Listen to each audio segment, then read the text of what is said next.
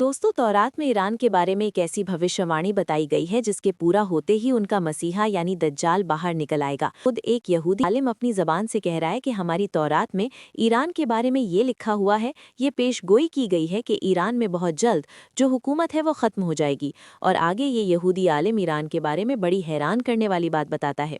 आज का ये वीडियो दोस्तों हर मुसलमान के लिए बहुत ख़ास होने वाला है। इसको आपने लाजमी एंड तक ज़रूर देखना है, क्योंकि आज यहूदी आलिम की ज़ुबानी आप ईरान के बारे में तौरात की एक ऐसी भविष्यवाणी के बारे में जानेंगे जो आपको हिलाकर रख देगी।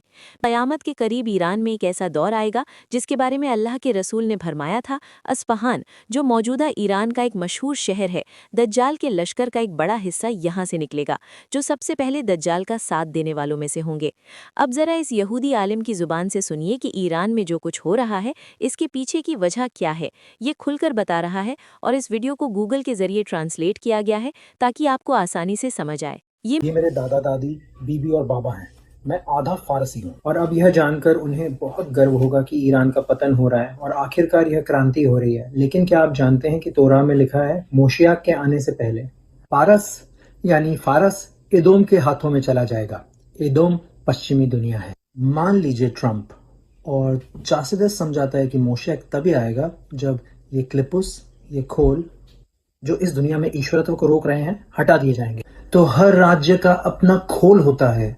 फारस का खोल प्रियस कन्फाइम है, यानी खुद को फैलाना, ईश्वर के लिए कोई जगह छोड़े बिना। पुराने जमाने में अक्सवेरोश ने पूरी दुनिया पर राज किया था, वह पूरी पृथ्वी का राजा था। तो अब हम नीचे आ रहे हैं। आयतुल्लाह खामेनी एक बेहद अभिमानी और जिद्दी आदमी है और हम मोशैक के आने के बहुत करीब हैं और हम इन संकेतों को वास्तविक समय में देख रहे हैं। और एक बार जब फारस का पतन हो जाएगा तो दुनिया जान जाएगी कि आइन औद मिलवा दो कि इससे ज्यादा कुछ नहीं है। दुनिया में ईश्वर के अलावा वह पहचान मोशियक तक ले जाएगी। मैं ईरान के बहादुर लोगों के लिए एक पल लेना चाहता हूँ जो सच्चाई के लिए अपनी जान जोखिम में डाल रहे हैं। दुर्भाग्य से उनमें से बहुतों को मारा जा रहा है, लेकिन दुनिया भर में हम सब एक केलिया ले सकते हैं। एक केलिया का मतलब है उनके पुण्य और उनकी सफलता के लिए एक आध्यात्मिक पात्र जैसा। और इस संदर्भ में हमें इस कृपा से छुटकारा पाने के लिए अपनी भूमिका निभानी होगी। यह छिलका जो हमारे अपने जीवन की अवधारणा और क्षेत्र में भी ईश्वरत्व को रोक रहा है। पारस के पतन के लिए लखायम, मेरे पास यहाँ थोड़ा साइडर है। ईश्वर ने चाहा तो मोशैक आएगा। जो धरती में लेटे हैं वे मोशैक के आने पर उठ खड़े होंगे, तो मैं अपने बीबी और बाबा को फिर से देखूंगा। दोस्तों, ये वीडियो आपने देखा। इस वीडियो में एक यहूदी रब्बाए तौरात का आलिम ईरान में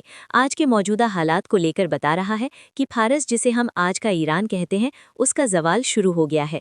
और आगे ये यहूदी आलिम कहता है कि ईरान में जो हुकूमत है वो मसीहा के आने में रुकावट बन रही है, जिसकी वजह से हमारा मसीहा आ नहीं पा रहा है। हमें इस अड़चन को हटाना होगा। और आगे ये रब्बाई कहता है कि हमारी तौरात में लिखा हुआ है कि ईरान बहुत जल्द मगरबी ताकतों के हाथों में चला जाएगा। तो डोनाल्ड ट्रंप, जल्दी करो, इस हुकूमत को गिराओ ताकि हमारा मसीहा जल्दी आए और हमारे मरे हुए लोगों को फिर से जिंदा करे, ताकि हम उनसे फिर से मिल सके। यानी ये लोग बेसब्री से दज्जाल के आने का इंतजार कर रहे हैं, मगर उसके आने में अभी वक्त बाकी है। ये जो कुछ 2026 में होता हुआ आप ईरान में देख रहे हैं, इसकी सीधी कड़ी कहीं ना कहीं मसीहा से मिलती है,